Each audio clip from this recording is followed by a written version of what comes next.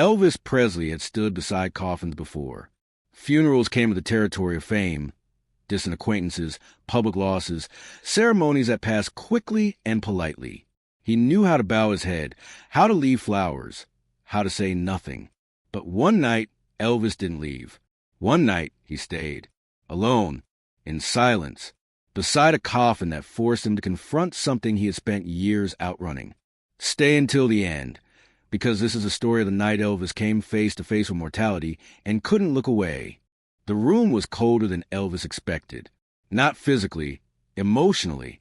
The air carried a stillness that didn't belong to sleep or rest. It belonged to endings, the kind that don't ask permission before they arrive. Elvis stood just inside the doorway, his hand still on the frame, unsure why he hadn't turned around yet. The coffin rested in the center of the room, closed, polished, immovable. Its surface reflected the soft overhead light, catching pieces of the room without offering anything back. He had been told he didn't need to stay, that no one expected it, that he could come back later, or not at all. Elvis nodded when they said that. He even agreed. Then he stayed. He moved slowly, every step deliberate, as if the floor itself might object to his presence. This wasn't grief the way he understood it. Loud, collapsing, consuming. This was confrontation, the kind that happens when silence removes all distractions. Elvis stopped beside the coffin, close enough to feel his weight without touching it. The name engraved on the plaque caught his eye. He didn't read it aloud, saying it felt unnecessary. Names didn't change what this represented. This wasn't just about the person inside. It was about what waited for everyone eventually, including him. Elvis lowered himself into a chair nearby, sitting with his hands folded loosely, eyes fixed on the coffin's surface. He thought about how many times he had postponed this feeling, buried it under work, noise, movement, applause. Death had always felt like something happening elsewhere, to other people, at other times. Tonight, it was here, and it wasn't leaving. The room held no comfort, no spiritual framing, no music, just space. Elvis noticed his breathing slow, not out of calm, but out of awareness. Every inhale felt counted. Every exhale felt deliberate. He wondered when he had started treating time like something infinite, something that could always be borrowed from tomorrow. He thought about nights he hadn't slept, days he had pushed through exhaustion, warnings he had acknowledged and ignored. The coffin didn't judge. It didn't accuse. It simply existed. That was worse. Elvis leaned forward slightly, resting his elbows on his knees. His reflection stared back at him faintly from the polished surface, distorted, incomplete. He didn't recognize it immediately, not because it wasn't him, but because it showed something he rarely allowed himself to see. Fragility. Elvis had spent years being larger than life, stronger than limits, louder than fear. But sitting here, beside something that didn't respond to charisma or talent, none of that mattered. The coffin wouldn't care who he was, and that terrified him more than any crowd ever had. He stayed seated as the hours passed, time stretching without shape. No clock ticked loudly enough to mark it. No one interrupted. Eventually, fatigue pulled at him, heavy and undeniable. Elvis shifted, then leaned back, his head resting against the wall. He didn't mean to close his eyes, but he did. And in that moment, half awake, half aware, Elvis realized he wasn't just sitting beside a coffin. He was sharing the night with it. And that truth settled over him with quiet, irreversible weight. The silence didn't fade as the night moved on. It thickened. Elvis opened his eyes again, unsure how much time had passed. The room looked unchanged, but something inside him had shifted. Fatigue settled deeper now. No longer just physical, but mental, the kind that strips away defenses and leaves thoughts unfinished. He adjusted in the chair, the faint sound of movement echoing louder than it should have. The coffin remained where it was, unaltered, patient. It didn't rush him. It didn't demand acknowledgement. That was what made it impossible to ignore. Elvis realized that the silence wasn't empty anymore. It felt conversational, not because something was speaking, but because something was finally being heard. Thoughts he had postponed for years surfaced without resistance. How long can I keep doing this? What happens when the body stops listening to ambition? What if one day there is no warning at all? He didn't panic. He sat with the questions the way he had avoided sitting with anything else uncomfortable in his life. Elvis leaned forward and rested his forearms on his thighs, staring at the floor now instead of the coffin. Looking directly at it felt too much like asking for answers that didn't exist. The questions were his alone. He thought about the pace he had normalized, the nights without rest, the reliance on momentum to carry him through days his body clearly wanted to stop. He had always believed strength meant continuing despite signals to slow down. Now, seated beside a symbol that didn't negotiate, that belief felt thin. Elvis understood that death wasn't the frightening part. Loss of control was. Here, beside something final, there was no schedule to adjust, no manager to negotiate with, no solution to rehearse. This wasn't a problem to solve. It was a truth to acknowledge. The room felt smaller now, not physically, but emotionally. Elvis felt the weight of being alone with himself. Not the public version, not the performer, but the man who carried consequences no one applauded. He stood briefly, pacing once across the room, then stopped. His reflection appeared again in the polished surface of the coffin, distorted by the curve of the wood. He studied it longer this time. The reflection looked tired, older, human, in a way mirrors rarely allowed him to be. There was no lighting trick, no camera angle to soften reality, just presence. Elvis reached out instinctively, stopping just short of touching the surface. He didn't want to cross that line. Touching it felt too symbolic, too close to admitting something he wasn't sure he was ready to accept. So he pulled his hand back and returned to the chair. He wondered what people would say if they knew where he was right now. How easily the moment would be misunderstood. How quickly it would turn into rumor, spectacle, distortion. They would never understand that this wasn't morbid curiosity. It was reckoning. Elvis sat straighter, his breathing measured now. He realized that this night wasn't about the person in the coffin. Not entirely. It was about the version of himself he kept postponing. The one who needed rest. The one who feared stopping. The one who knew that momentum wasn't infinite. The silence pressing again, but it didn't suffocate. It clarified. Elvis didn't cry. He didn't pray. He didn't make promises he wouldn't keep. He simply stayed. Because staying, without distraction, without performance, was the hardest thing he had done in a long time. And the night wasn't finished with him yet. Elvis didn't plan to sleep. That was the first thing he would have said if anyone had asked, that he was only resting his eyes, only letting the night pass a little more gently. But exhaustion has a way of ignoring intention, especially when the mind has finally stopped running. His breathing slowed without him noticing. The chair creaked softly as his weight settled deeper into it. His head tilted back against the wall, neck stiff at first, then loosening as the muscles gave in. The room stayed exactly the same, quiet, still unmoving, as if it had been waiting for this moment. Sleep arrived not as escape, but as surrender. Elvis drifted in and out of awareness, caught in that thin space where thoughts lose structure but feeling remains sharp. He was aware of the coffin, even with his eyes closed, not visually but spatially. It occupied the room the way gravity does, unseen, undeniable. He dreamed, but not in images. He dreamed in sensations. Weight on his chest, time stretching without direction, the feeling of being observed without judgment. At one point, he woke briefly, disoriented, unsure where he was. His eyes opened halfway, catching the faint outline of the coffin in the dim light. The sight didn't startle him. It grounded him. Instead of fear, what rose was a quiet understanding. This was real. He was here, and pretending otherwise would require more energy than he had left. Elvis closed his eyes again. Sleep deepened, heavier now, less forgiving. His body finally took what it had been asking for, rest without negotiation, the kind that doesn't care about schedule or appropriateness.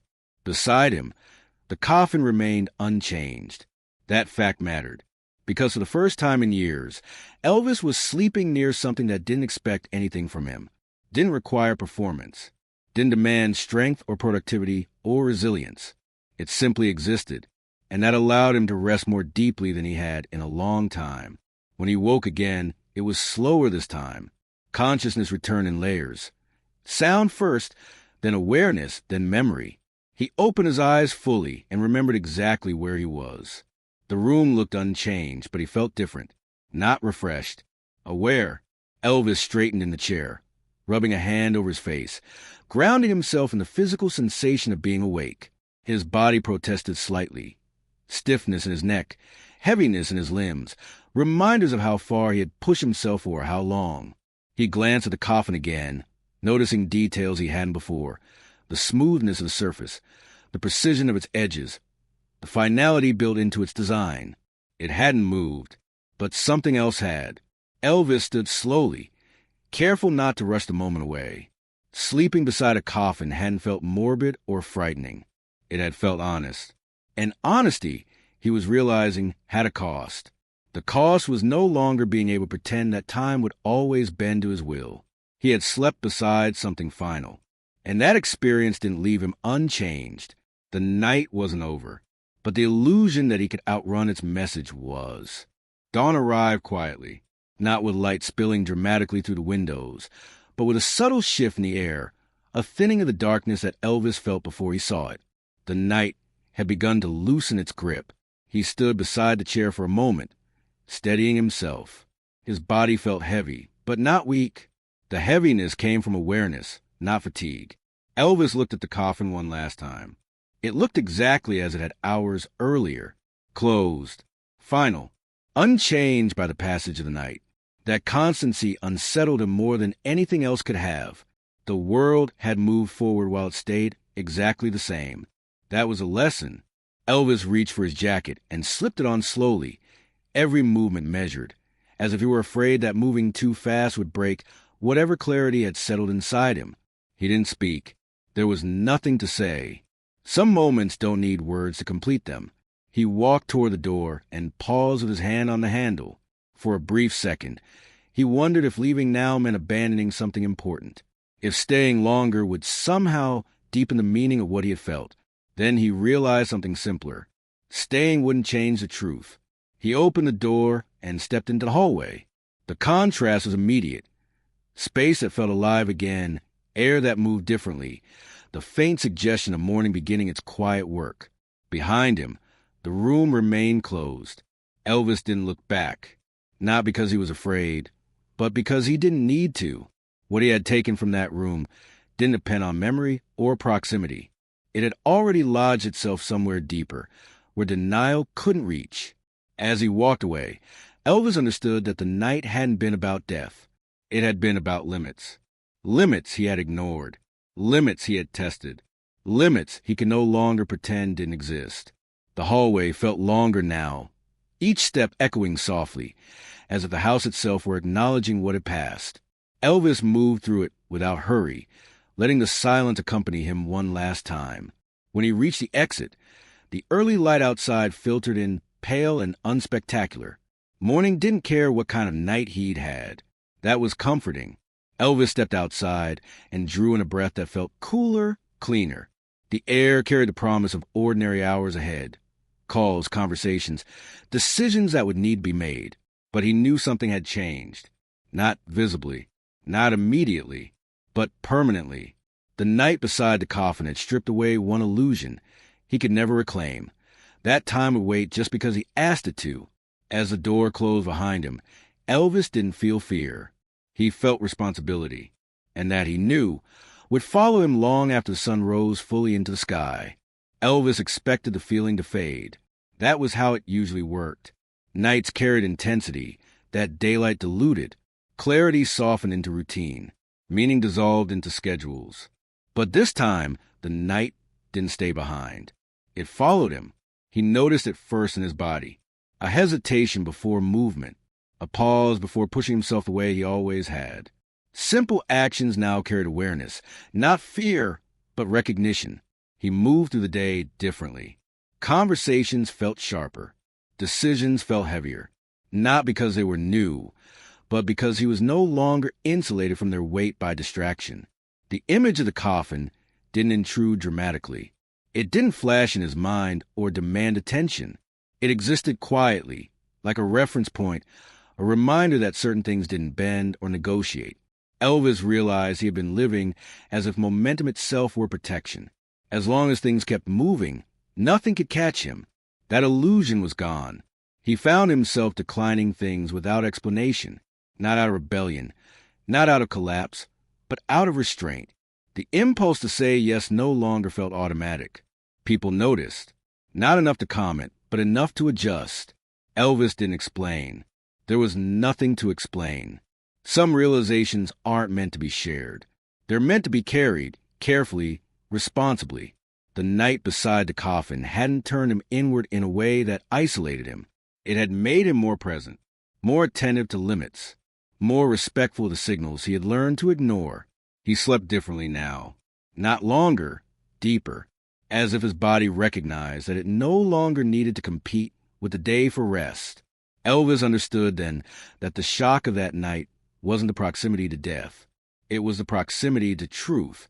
Truth about how much he had demanded of himself. Truth about how little margin he had allowed.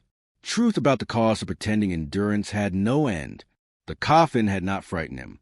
It had clarified him.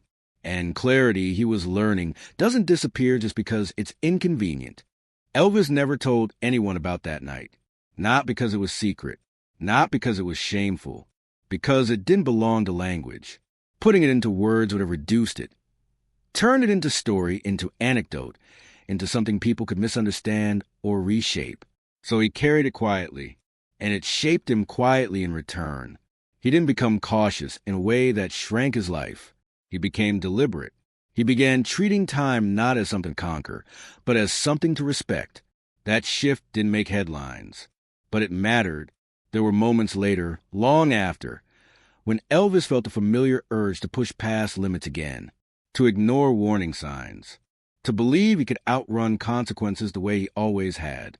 In those moments, he didn't think about the coffin itself. He thought about the stillness of that room, the way nothing in it asked him to hurry, the way nothing responded to status or strength, the way sleep had come not as escape, but as acceptance. That memory steadied him. Not perfectly, not permanently, but enough. The night he slept beside a coffin didn't mark the end of anything. It marked awareness. And awareness, once gained, doesn't leave quietly. It stays, not to haunt, but to guide. Elvis never spoke of that night, but he lived with it. And sometimes the moments that change us most aren't the ones the world sees, but the ones we survive in silence, beside truths that don't flinch when we look at them.